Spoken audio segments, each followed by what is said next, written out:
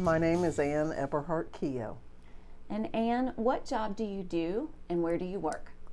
I am the visuals director for BloodHorse, an equine publishing company based in Lexington, Kentucky.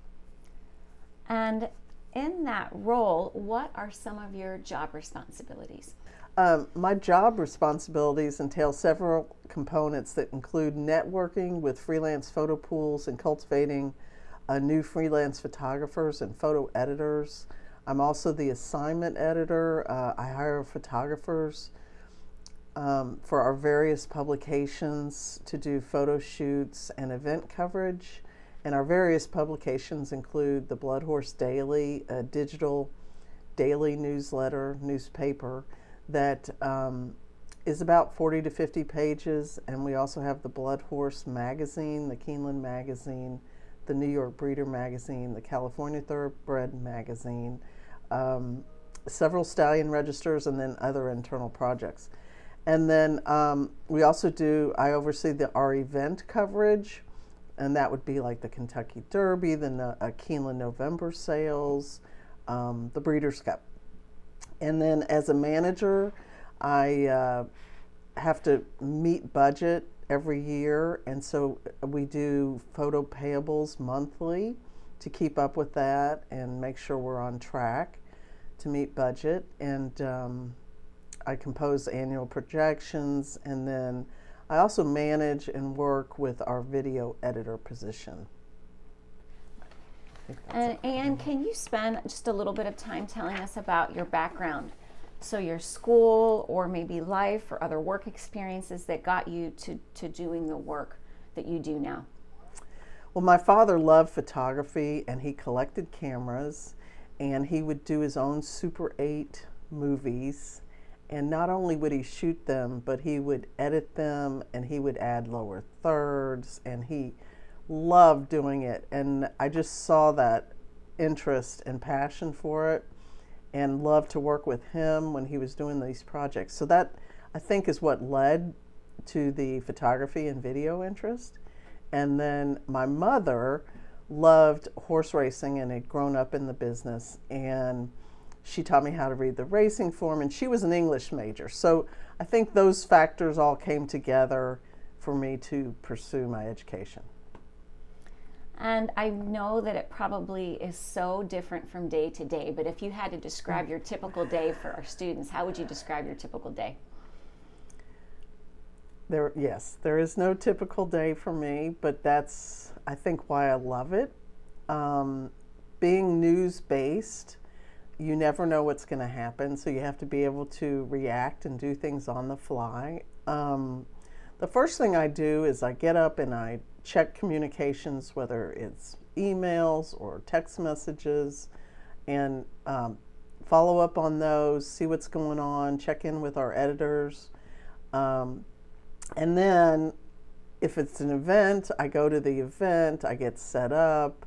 There's a lot of preliminary work to do when you're working an event, and then I'll just start on various assignments and working with our team and just making sure everybody's in good order, and then we cover the event and everything that happens and just go with it. It's great though. It's spontaneity, and I love it. I think that's what adds to the creativity. Well, if you had to choose one thing that you would describe as the hardest part of your job, what would that be? The hardest part of my job would be keeping the lines of communication open.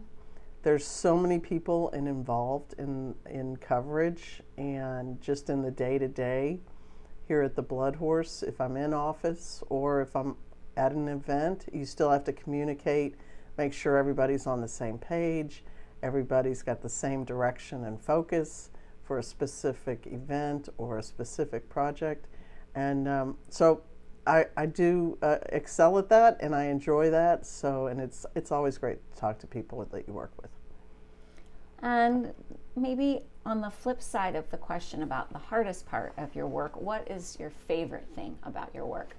Favorite thing about my job is event planning and working with freelancers and just working with people. I love working with people, and in this position, I also get to work with horses and the people that work with the horses. And I just find that fascinating. There's so many characters, and it's never the same.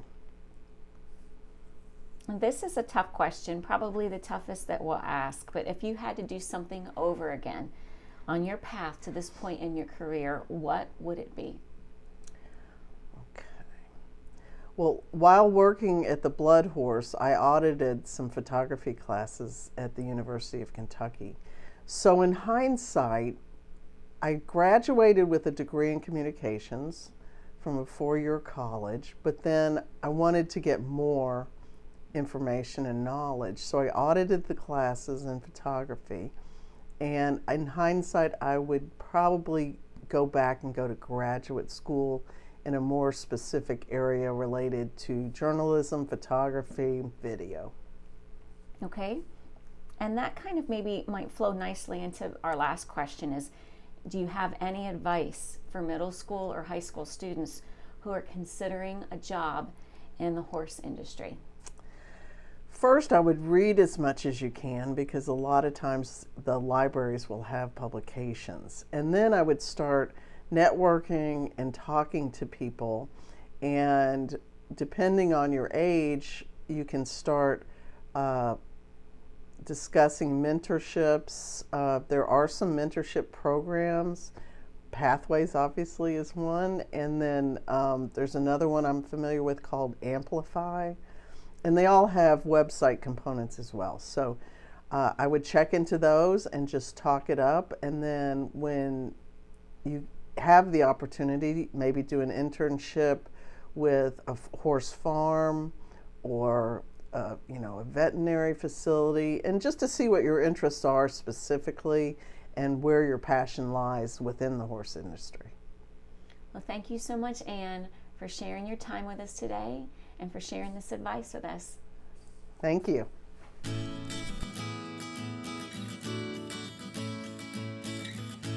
Insights is a career awareness series for middle and high school students considering work in the horse or racing industries.